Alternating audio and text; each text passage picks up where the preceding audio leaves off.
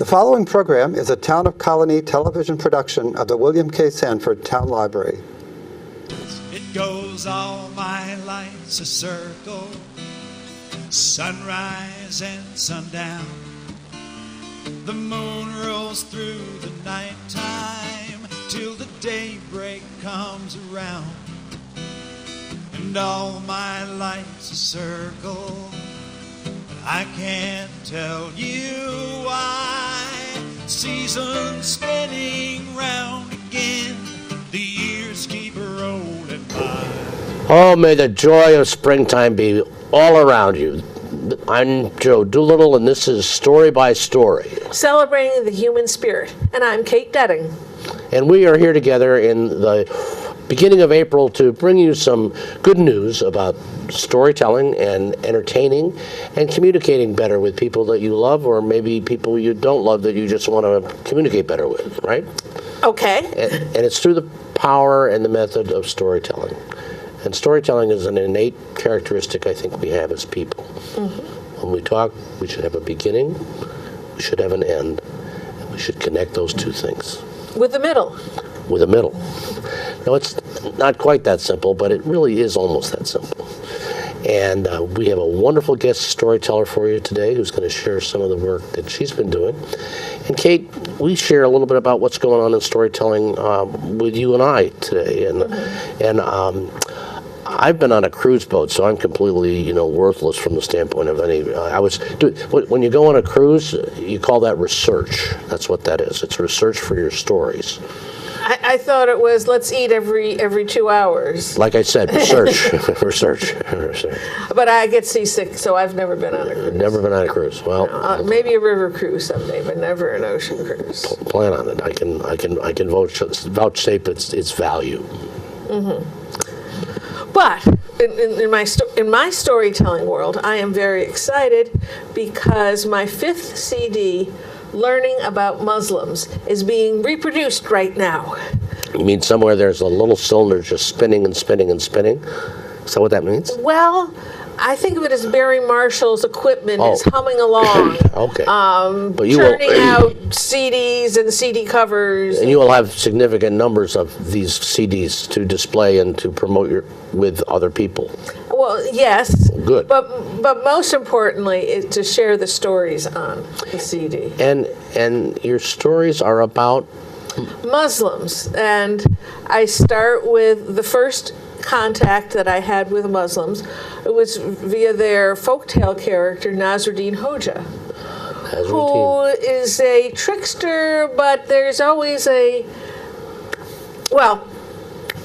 one night, Nasruddin Hoja was outside his house looking in the dirt, and his friend came by. They were underneath the street lamp, and, "What are you doing?" "I dropped my key, and I'm looking for it." "So I'll help." So they looked, and his friend finally said, "I don't think it's here. Are you sure you dropped it here?"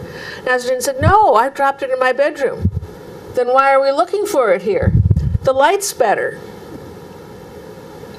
I think that guy lives on my street. Well, sometimes I find myself, I'm looking for something, and I go back a third time to the place where I know it is, but I've been there 2 other times, and it hasn't been there then, so there's no reason why it should be there now. And Nasruddin Hoja is nudging me, saying, "Try somewhere else." Oh. So that was your introduction. Then Rumi poetry. Rumi poetry. Rumi was a Sufi master, which is a mystic part of the Islam religion, and his poems seem so fresh. Seek passion, seek passion, seek passion. It's on the day I die. It is not the end, it's a beginning. It's not that the door to the tomb is closed, it's that there's an opening. And he was in, I think, the 1200s, and he was the best-selling poet in Afghanistan and in the United States several years ago. There you go. So I'm not alone in that. And then it's about experiences I've had at the Interfaith Story Circle in the area, meeting Muslims, learning about them, and some stories from the current news.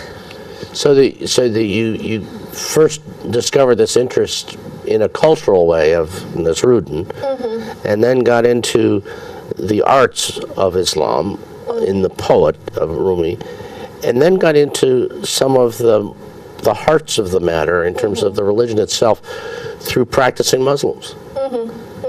And visiting a mosque. I've visited 2 now. I wonder, that may be a good question for us who aren't Muslim, is, how many Muslims do you know?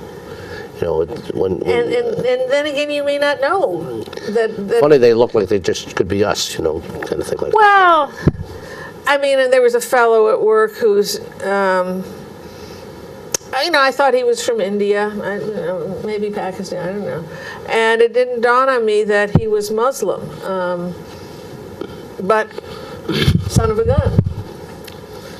Well, He was brilliant and kind and personable.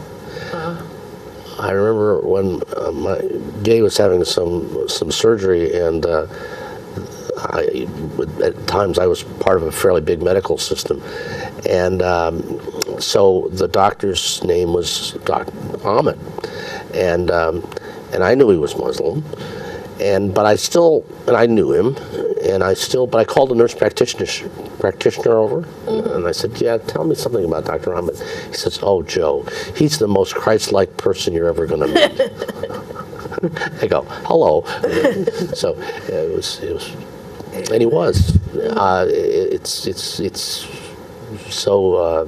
so wonderful, and he was a member of the Islamic Center over in Colony. So we've done some other things outside of our professions, socially. And they're just wonderful people. I mean, Dr. Musa Chowdhury helped me with a couple of stories, and she's a radiologist at Bellevue.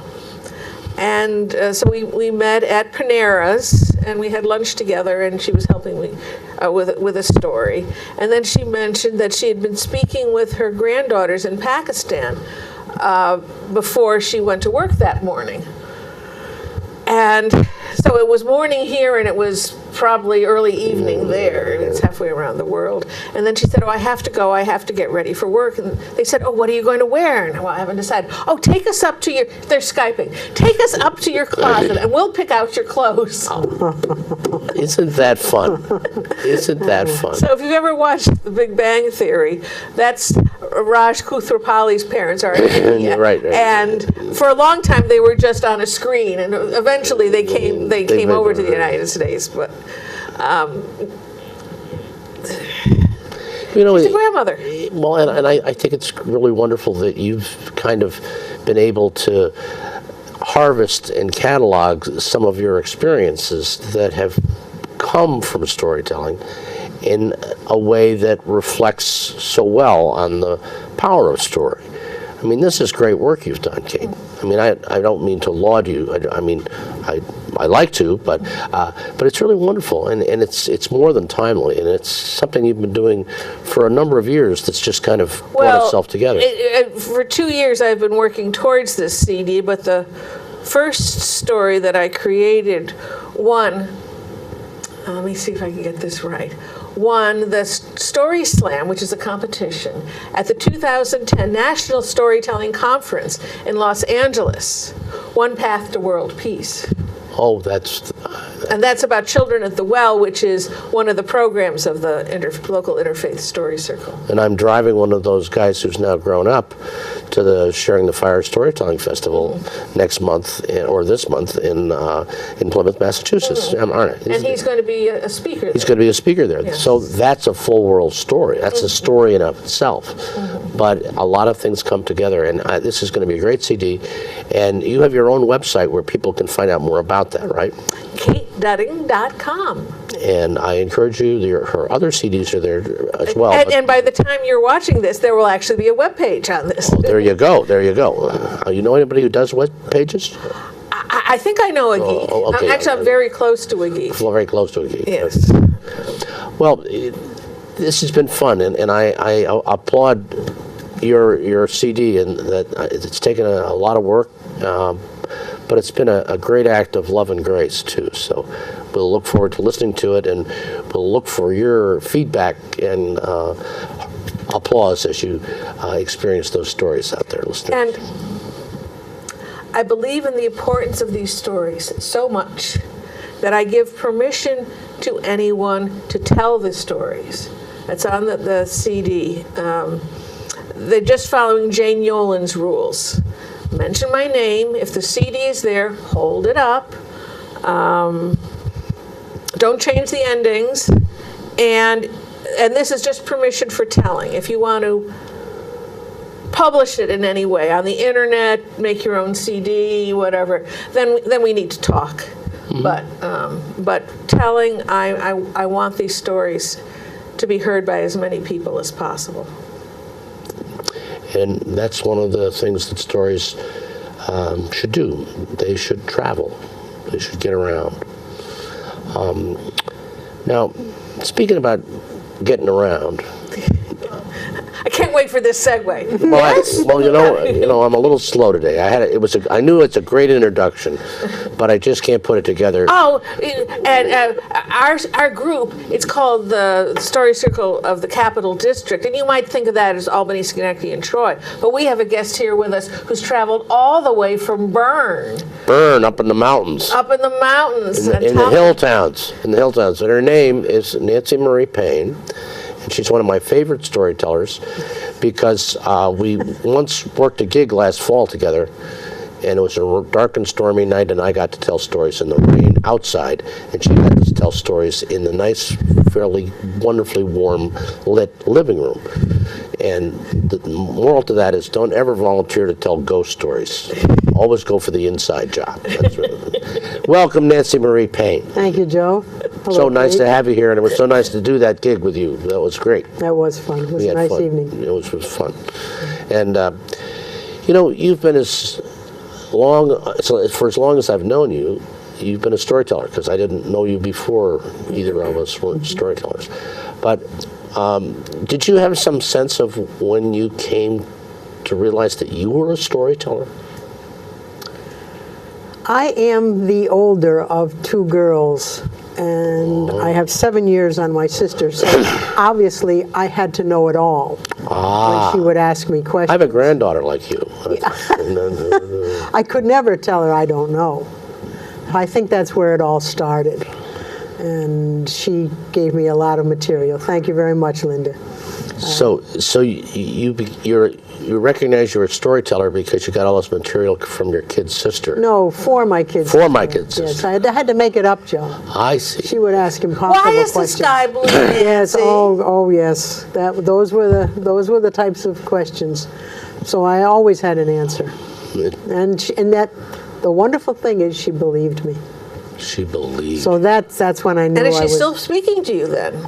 Well, she does have She different. warped her mind. She does have different versions than I do, but I give her permission to tell her version, and I'll tell And, mine. and if you have the CD of it, you hold it up just like that. That's right. Okay. Yes, mine's documented. Okay. Yes. So you call her the imp. What does she call you? Big sister. Big sister. Oh, with a capital Oh. B and a capital yeah. S. Oh, what does that stand for? We got right to the heart of that matter, didn't we? It was totally not planned. Yeah, well, but it was somehow well done. perhaps well done. Well played. So you got this relationship that created stories in your life. When you were growing up, did where you grew up contribute to the stories that you now tell? I mean, did you grow up like in the country or in the city, or? I grew up in Schenectady, but I have heritage and roots in Oswego, and that's a very historical town. Right. And I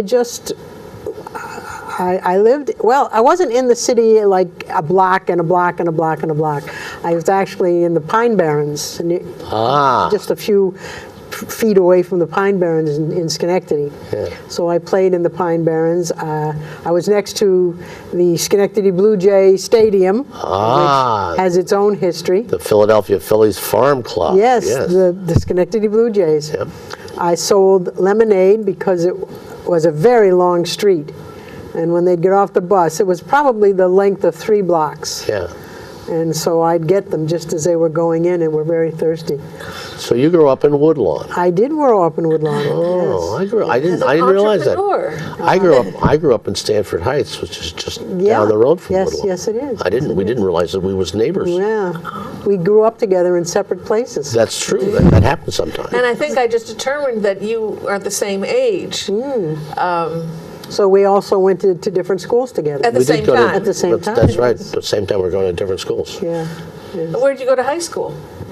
I went to Notre Dame when it was only Notre Dame, before the big joining. I went to Colony because I was right on the city line, and I could go either way. Yeah. It's been one of those predicaments in my life where I could go either way.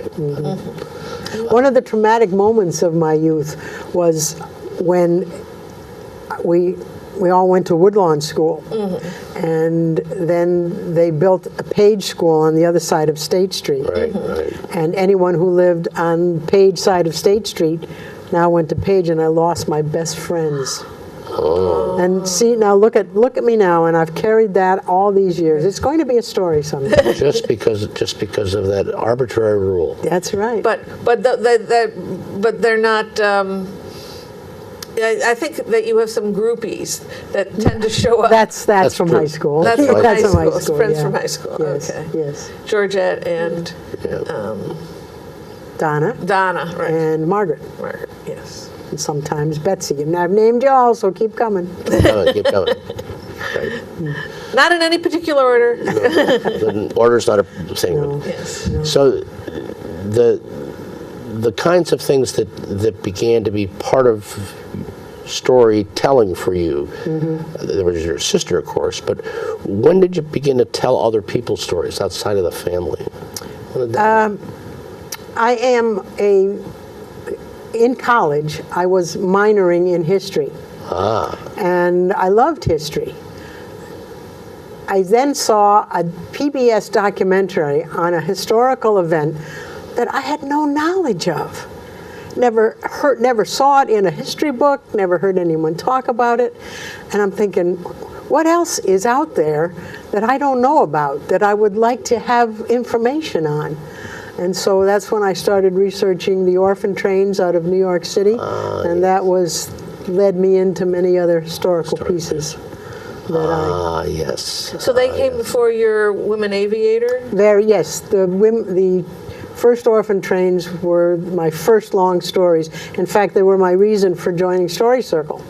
I had done my research at Bethlehem Library, and the librarian also ran the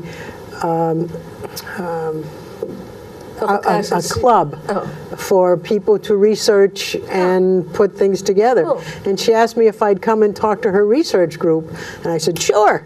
And then I'm thinking, whoa. What am I going to say? What am I going to say to these people who do this all the time? And this is my first big venture into it. And so I said, well, I can tell them what I did, but then I can tell my story. And then I said, how am I going to do that?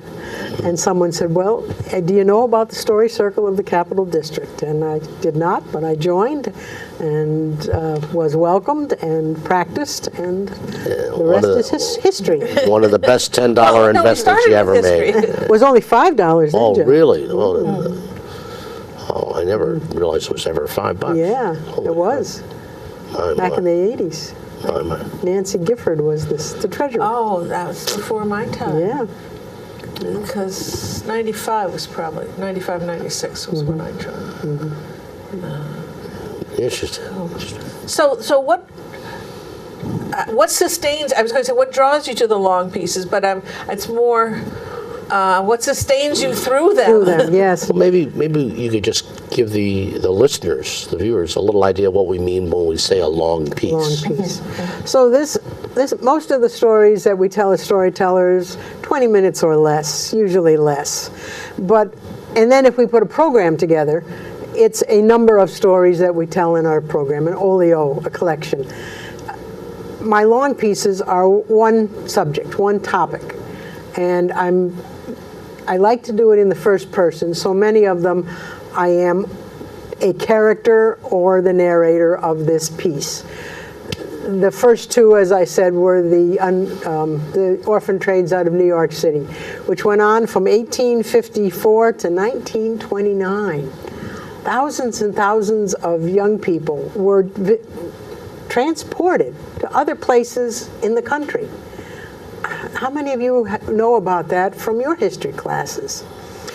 So I did a lot of research on them, and they were the first long pieces. And then when people found out that I did long pieces, too, they started requesting, well, could you put this story together for us? We're having a group meeting on this topic. Could you do this for us? And that's where most of the other ones sprang up. The town of Easton was doubled my selections when they asked me to do a piece on women's suffrage and the Easton participation in that, and also the Underground Railroad and the Easton connection to that. And Easton is in Washington County. Yes, north of Troy. And that was a community that was established originally as a Quaker community? It was, yes. So it's got a number of kind of rich cultural connections. It there. does, and some very good stories on the Quakers themselves out of there. Yeah. They have 2 meeting houses, or 2 of them were active. Now they take turns being active. But yes, it's a community that knows their history and is very proud of it. And their connection with women's suffrage dates back to Susan B. Anthony's sister, who worked there. And there were many houses in that area on the Underground Railroad. Mm-hmm. So they have documented this. And it makes a researcher's job very easy when they've got it all together. Oh, your acquaintance, Frank Acquaintance? Yes. Yes. He came from there. Okay. Was hidden by a couple families up there. Okay. I'd forgotten where he was. Yes. But Yes. I just put those pieces together. We are now 21 minutes into our show, and we haven't actually heard a story. I'll be happy to remedy that. Would you please? Certainly. I want to take a piece from one of my longer pieces. So you're going to be a little disappointed because it's not going to go to the end. And you can blame Joe and Kate for that. Take it, we will. This is from my piece, How I Came to Dowagiac. In the 1800s, a missionary in New York City was working with the poor and wanted to do something to get the children off the streets. There were so many children living on the streets, some of them involved in situations that would eventually end them in jail. And so he started a home for them. But they were always go back to the streets. And when they left him, there was no recourse but living on the streets for so many of them. So he came up with this idea, which was new, but it was also very ancient. All through history, people have sent children somewhere else. The Celts sent their sons to be raised by another member of the family, a prominent person in the tribe. One of the people that came over on the Mayflower was an orphan and was sent with this crew. You go back in many of in Jewish history, in the Bible, you read about these disconnected children that are living with someone else. So this is an ancient practice. So he said, well, why don't we send these New York children to houses out west? They are underpopulated out there. People need help on their farms. Women need help in their houses. We've got all these children. Let's ship them west. And eventually, they went to every continental state and territory in this great country. A lot of them were orphans. Some of them were half orphans. Some of them weren't orphans at all, but under circumstances ended up in orphanages. So some of the stories are very, very sad. Some of them are a little lighter. I tried to go for the lighter ones, but you can't get away from the tragedy. In the West, especially the central states, there are many societies that have learned of their ancestors, this piece of their history, and have started orphan-trained societies. And that's where a lot of my research went, to these, besides New York City, of course, but then getting the stories of some of these people. And they weren't all children, but getting the stories of some of these people that ended up in the western and central parts of the United States. So my first story is a fictionalized main character, but I put her in this situation of this first orphan train out of New York City. The minister, his name was Charles Loring Brace, devised this plan where he would send agents to a town, and there would be placards put up, and they would say, on such and such a date, children are coming from New York City, come gather, take one of them into your homes. And that's what would happen then. These children would come on a train from New York and be taken into someone's family. If they weren't, they then went back to New York, or to try again, or maybe not to try again. Many things happened along the way. Many changes were made. Reverend Brace and his community of people would send an agent out every year to check on the children, see how they're doing. If a child needed to be moved, that happened. So the stories are just, there's thousands of them. By taking a fictionalized character, I'm able to put her into all of the situations, although this never really happened to actually one child. But I do name as many of the children who actually took this trip as I could. The documentation from 1850s is sparse, mostly letters and reports. But I do use a child's name when I can. I do use a child's story, even though I only have a fragment of it, and I use my imagination for the rest of it. So this story's protagonist is Elsie Dowdle, who lives in a moderate income family in New York City, is well loved by her parents, and is an educated young woman. Although she's 10, she reads and writes above her grade level. There has to be a tragedy to be a story from this era. So I won't give you the whole story, but Elsie loses her parents and ends up on the streets. Before the tragedy, she had befriended a little street urchin. And after the tragedy, this little urchin takes Elsie under her wings. So we pick up the story the first morning after Elsie comes to live with Meg. And where Meg lives is a box in an alley with other wooden crates around her, occupied by other children. The tragedy was a fire, and so that when Meg refers to that fire, you'll know where that came from.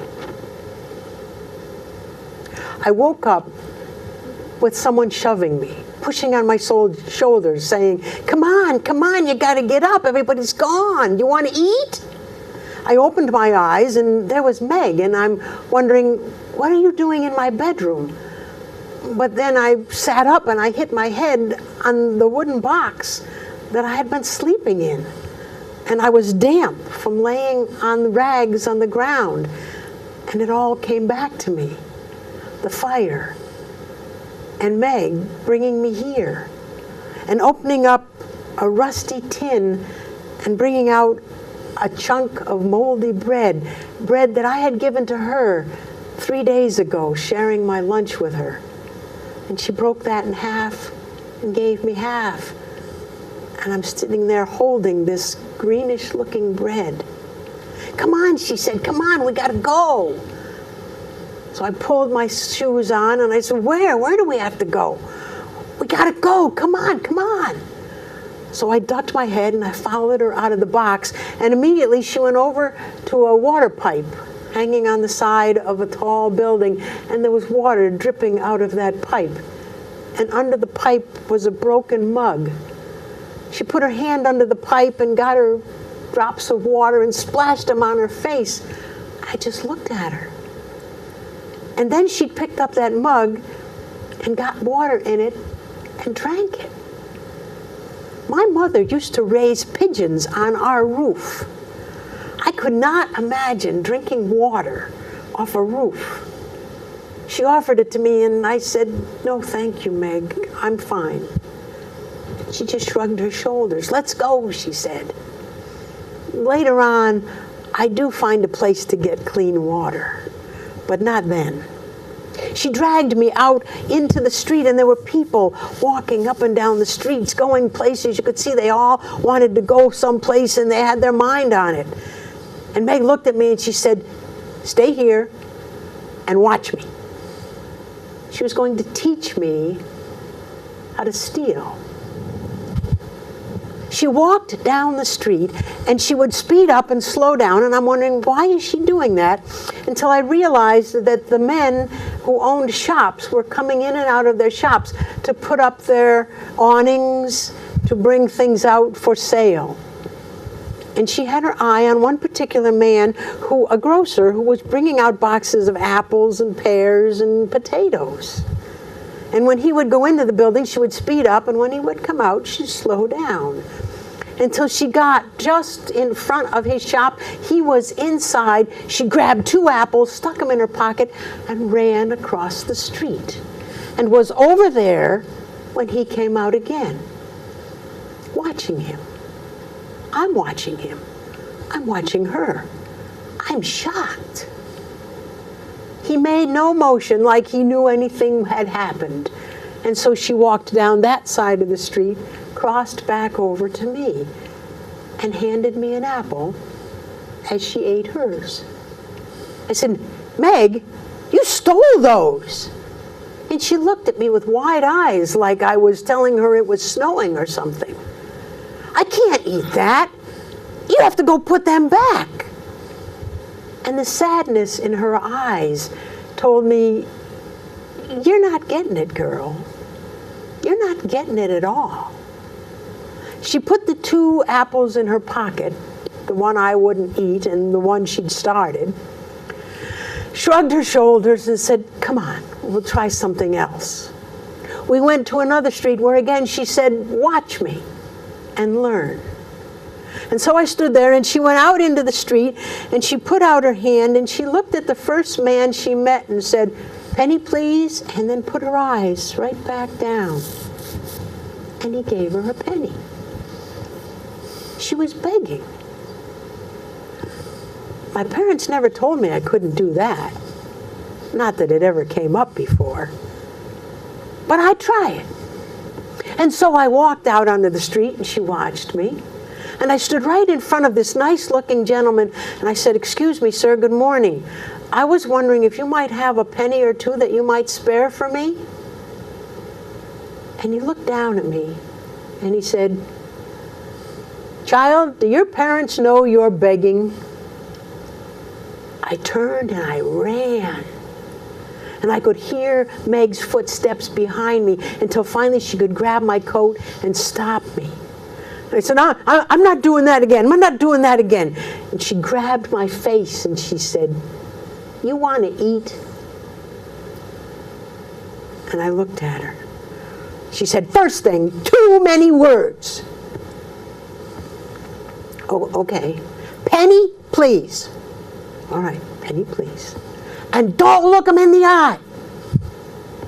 And then she grabbed my shoulder and pulled me down to the ground and smeared my face with mud. "You're too clean," she said. Put it on my dress. "Now let's go." We went out into the street. "Penny, please, don't look him in the eye. Stay dirty." And a man came down the street, and I looked at him, and I put my head down and my hand. I said, "Penny, please?" And he put a penny in my hand.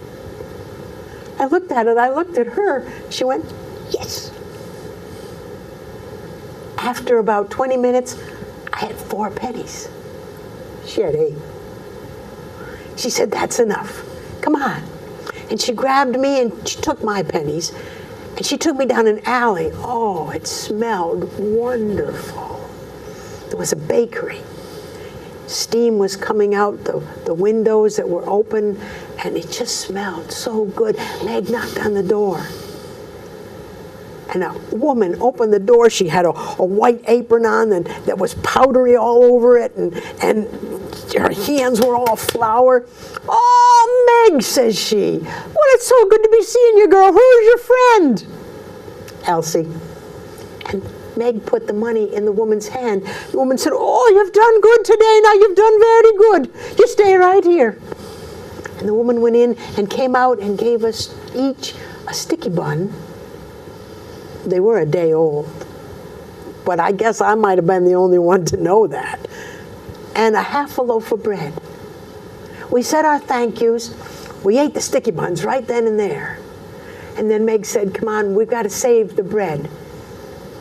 And we took it back and went into our crate, and under the rags, Meg pulled out the tin, opened it up, and put it in. And that was my introduction to living on the streets. Whoa. Thank you. Whoa. You took us right there. Yeah. I was there. Oh. So that, obviously, she gets on a train at some point, and her travels bring her through Albany, so there's an Albany connection, and that did happen. And she ended up in Michigan. And as I said, she's not a real person, but the other children from that trip were. And they all have found homes in Michigan. Amazing. Yes. And we'll have another story from Nancy Murray Payne right after our coming attractions. And so, as usual, on the first Tuesday of the month, there'll be a Tuesday Tales and Stuff at Arthur's in the Stockade on April 4th. And that works with a feature teller who we don't know who's going to be here at about 7:45 for about a half an hour. And the time before and after that is open for anybody to do anything they'd like with words or music. So please plan on coming down and sharing that time. And then on Sunday, April 9th, will be the 123rd Story Sunday. Stories and Traditions from the Iroquois Longhouse with Kay Olin and Tom Porter. We are very honored that they are going to be with us, that they are traditional storytellers, Iroquois storytellers. And sometimes when you think about the Haudenosaunee, or the Mohawks of the Iroquois, you think about them historically being in the past. And one of the really great things about Tom Porter and Kay is that they are very much in the present. And Kadashareki, the community that they've reestablished over in Fulton County, was the result of Tom Porter's insistence in living out the dream that the Mohawks would be returned to the valley after they were driven out during the Revolution. So they are very present now. They are back in the valley where they once were, and it's because of both the power of the story and the power of the culture and the love and the determination of a real good group of people who will be with us on that evening of storytelling. Then on Wednesday, April 12th, that's the second Wednesday of the month, the Storytelling Open Mic up in Saratoga. We alternate between Cafe Lena and Woodlawn Commons. On the 12th, we're at Woodlawn Commons, where it's free. It's 7 to 9, and there it's storytelling only, no notes. Then on the second Friday of the month, which is April 14th, there'll be a Shawnee evening at the Irish American Heritage Museum in Albany, on Broadway, just a couple of blocks south of State Street. And there'll be some wonderful tellers there. Then our very own Story Circle meeting, where Nancy Marie Payne got her start, will be at the Pine Hills branch of the Albany Public Library on April 19th. There'll be a learning session at 6:15, and then 7 to 9 sharing stories under development. And it's really a very safe environment that you can just tell your story, and that's it. If you want people to say nice things, you can get that, appreciations. And then if you want feedback, you can get that too, and you can even control how much. Was there anything confusing? You can be very specific. When the mother and daughter were talking, did you know who was talking? Do I need to clear that up more? So I've tried out many stories, some of them several times at these sessions, and gotten a lot of good, kind feedback. My first story, no training. It was a retelling of what I told at my best friend's memorial service, and someone came up to me and said, once it gets a beginning, a middle, and an end, it'll be really good. I went, oh, right, I remember English class, yes. So it had its heart. It just needed the form needed a little shaping there. And so if you're interested in kind of trying out storytelling, please join us at that program at the Pine Hills Library. It's really a good intro. Then a few days later in Saugerties, at the Inquiring Minds bookstore, will be storytelling with Janet Carter, Friday the 21st at 7 p.m. And Children at the Well Youth Circle will be on Wednesday, April 26th at 6:30 to 8:30 at the Pine Hills branch, once again, Albany Public Library. Children that Nancy Marie Payne has been coaching. And if you can't find anything on TV that you want to watch, or you just can't bear to watch any more news, come to our YouTube channel, storycircle@proctors.org. Click on YouTube, and there are links to over 150 stories, most of them told right here in this studio in Colony Town Library. To whom we are very indebted for Yes. carrying our production efforts along. And in a professional and gracious and friendly atmosphere. Hear, hear. Thank you, Greg. We would give you a standing ovation, but I'd have to stand up and I'd go off camera. So. Yeah. Well, then it would be heartfelt or heart seen. Now, when you're working up a long tale, I imagine you have to piece it together, and you have to be aware of the longer link. Is that hard? It takes a different process than the shorter stories. You usually have to know where you want to end up and how you want to get there, because there is so much information usually that it's not a matter of putting the story together, it's a matter of setting most of it aside. There's so much you can't use just because of time, or something you haven't totally researched, so you're afraid to put that in till you have. I have found that all my long stories, the first telling, it's fun, and I finally got this baby birthed, but it's going to be a while before the baby grows up. Each telling eliminates things that I hadn't intended to eliminate, or brings something in at a different time. It's amazing. It's almost like a live process, a living process that this story is going through. It revises itself, it rejuvenates itself, it grows with each telling.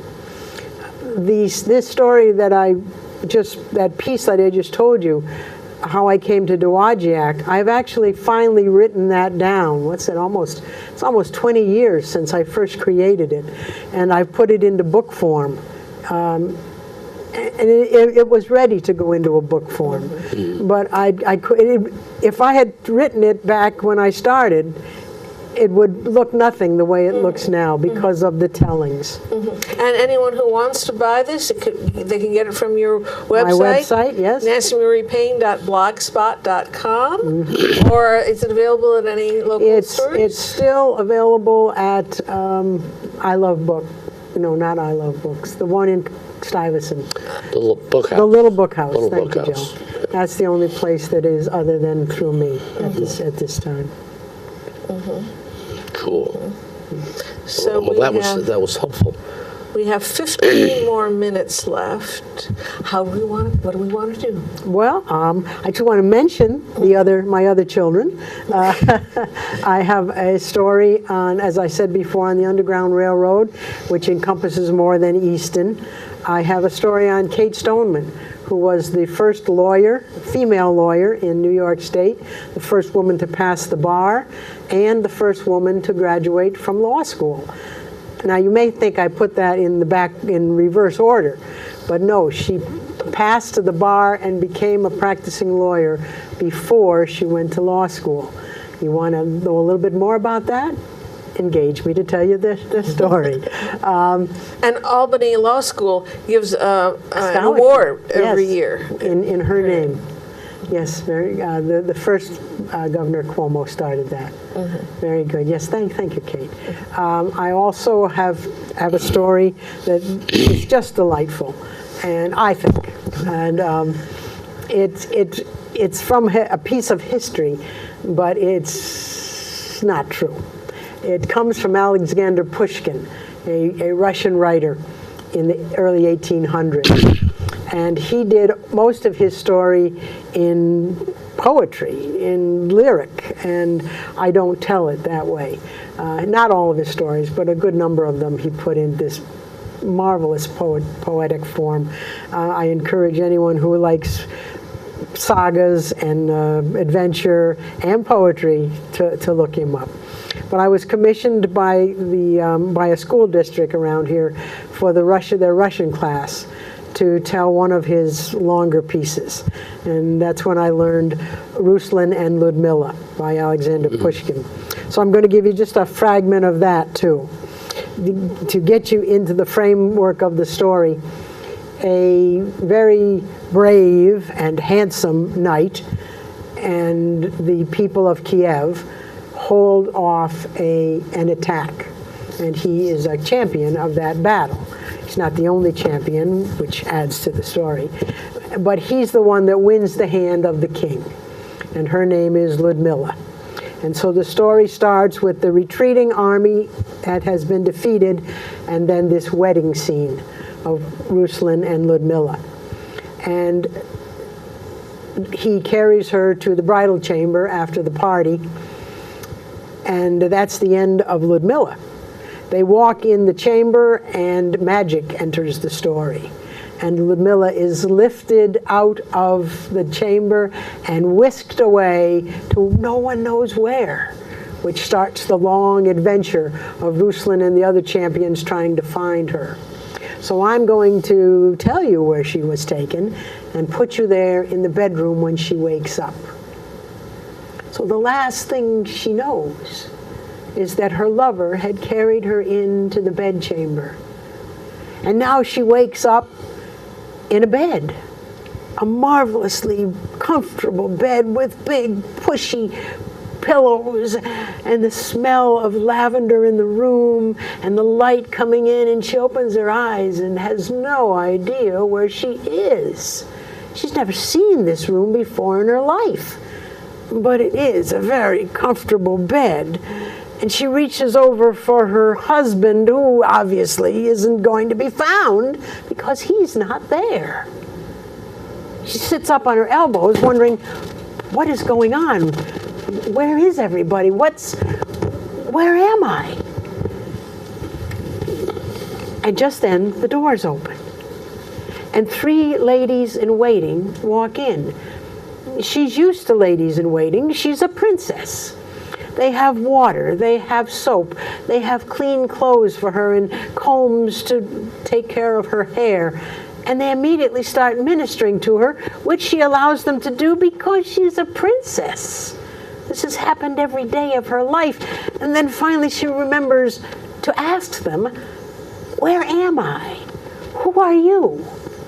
But they make no answer.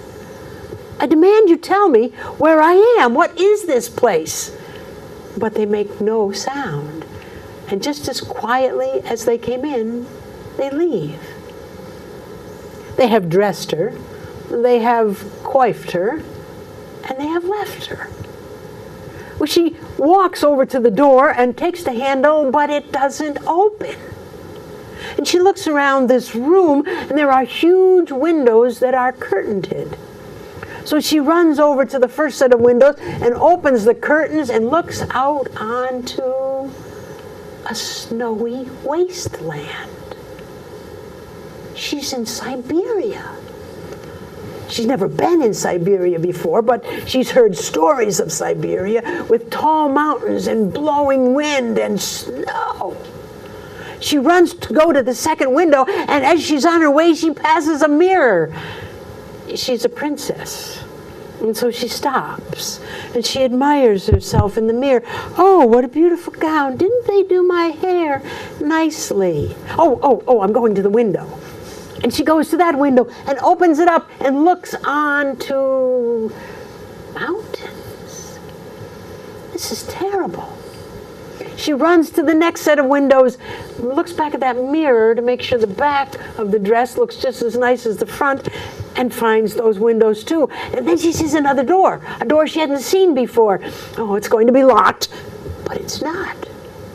She turns the handle, turns the other door, it's double doors, opens them expecting a wintry blast, only to be hit by the golden rays of the sun, and she is looking on a garden.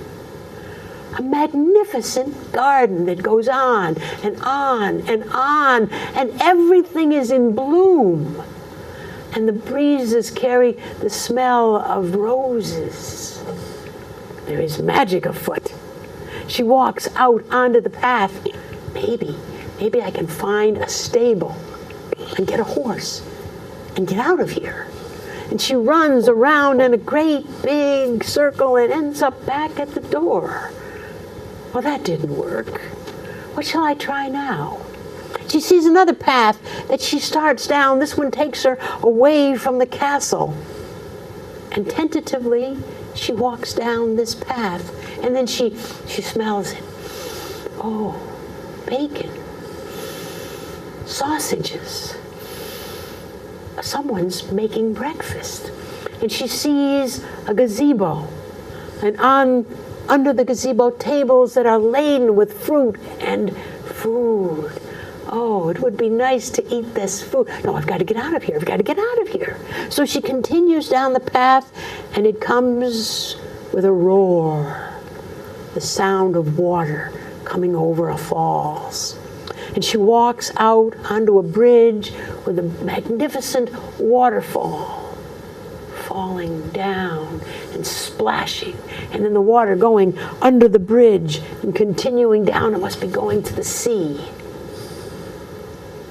And then she thinks, wouldn't it serve my captor right, whoever it is, if I jumped off this bridge right now and denied him his prisoner? And her eyes start to roll back in her head as if she's being mesmerized by the sound and the water. And then she says to herself, I'm very hungry.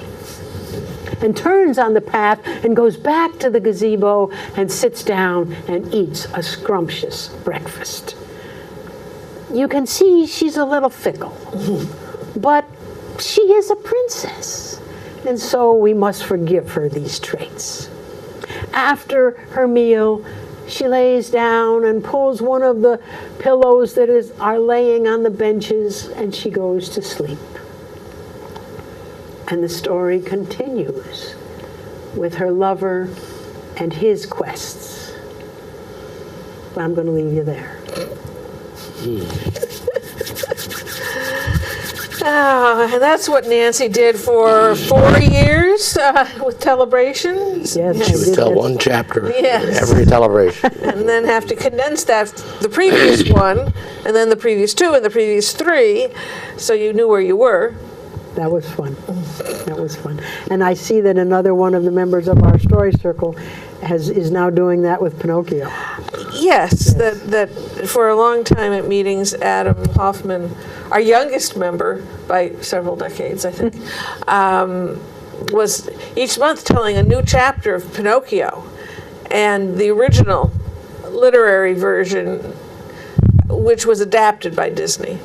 And So that was very. Every once in a while, he'd tell another folk tale. We go, oh, we have to wait. Oh, similar to you told stories of a magical cafe in Arizona. Yes. Yes. Yes. Several episodes. Of Yes, that. I had that. That's a contemporary story, the Van Gogh Cafe, Yes. and I had to get the author's permission, which she graciously gave to me to tell those stories. Yes. Now we have less than 4 minutes left. And I know there's at least one series that you didn't mention, but maybe it's a series and it's not a one long story about the women aviators. The women aviators. Yes, I'm sorry, I forgot to mention that one. The early women in aviation, of which there are some really great stories, characters, all of them. And I do it from the persona of Florence. Oh my goodness. Okay, she's great. She's known as Poncho? She's known as, she wants to have herself called Poncho, yes. She wears pants when no other women are wearing pants. She smokes cigars. She swears like a trooper. And she broke many records in aviation, not just female records, but male records. Florence Barnes. And that piece brings in all of the original women. It doesn't get into very modern times. We don't go back past the 1920s on that. So we're really looking at the pioneers, the women who were flying with a chair in the air. That was about it. A chair and a set of wings and a propeller. And the machine oil coming back in Machine their oil, faces. yes. Yeah. And most of them wearing skirts, and then getting to their plane, taking the skirts off, and stowing them so they would fly with pants, which were much more practical and warm. But then when they landed, they had to put their skirt back on. So we're way back in the 1800s for this. So yes, thank you, Kate. Women in aviation. And you tell aviation stories too. I just have one lady, Harriet Quimby. Yes. But also you do the modern. Oh, and the Mercury 13. Yes. Yes. Women who wanted to be one of the first astronauts. At the time of the Mercury 7, the first male astronauts in NASA, picked by NASA. Yeah. That was not successful. But eventually, only 38 years later, there's a commander of the space shuttle whose name just flew out. I know it happens. I think the walls absorb. Yes, it. It just takes it away. Yes. Eileen Collins. There you go. She was a pilot on the space shuttle, and then she was the commander. Yes. So, well, it's time to say goodbye. Well, Nancy Payne, thank you so much for being with us and for sharing those long tales, for giving us a flavor of long tales. It was just the tip of the tail. Tip of the tail. And to you out there, thanks for listening. And we hope you come back next time to Story by Story. Much good cheer. It goes all my life's a circle, sunrise and sundown. The moon rolls through the nighttime till the daybreak comes around. And all my life's a circle, but I can't tell you why. Seasons go